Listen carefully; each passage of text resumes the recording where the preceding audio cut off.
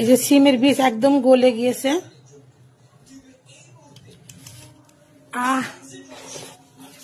মসুর ডাল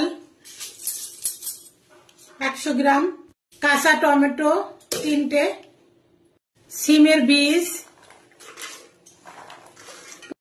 পরিমাণ মতো নুন বা স্বাদ মতো নুন, পেঁয়াজ একটু বড় বড় করে দিলাম, সিদ্ধ হয়ে যাবে। দিয়ে দেবো জল, এই 3 কর মেপে দেব, সিদ্ধ হয়ে যাবে। আমি এটা আটকে দিলাম মুখটা লাগিয়ে, গ্যাসটা অন করে দিলাম, সিদ্ধর জন্য ওয়েট করব। ডালটা সিদ্ধ হয়ে গিয়েছে, আমি একটু ঘুটে দেব।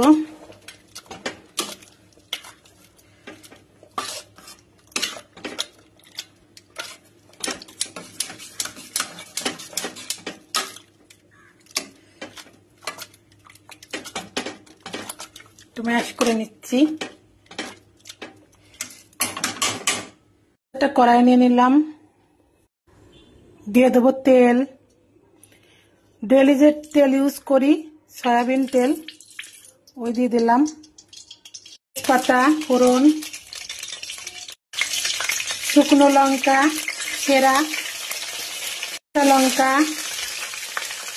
জিরা, ফোড়ন, পাতা, পেঁয়াজ কুচি ভালো করে ভেজে নেব।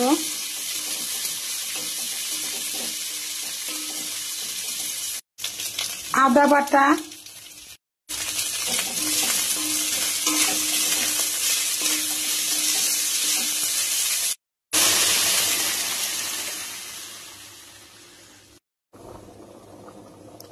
দিচ্ছি, নুন দিয়ে দিচ্ছি স্বাদ মতো। পরিবেশনের জন্য উঠিয়ে নিচ্ছি। সিমের বীজ দিয়ে মসুর ডাল রেসিপি পরিবেশনের জন্য উঠিয়ে নিলাম।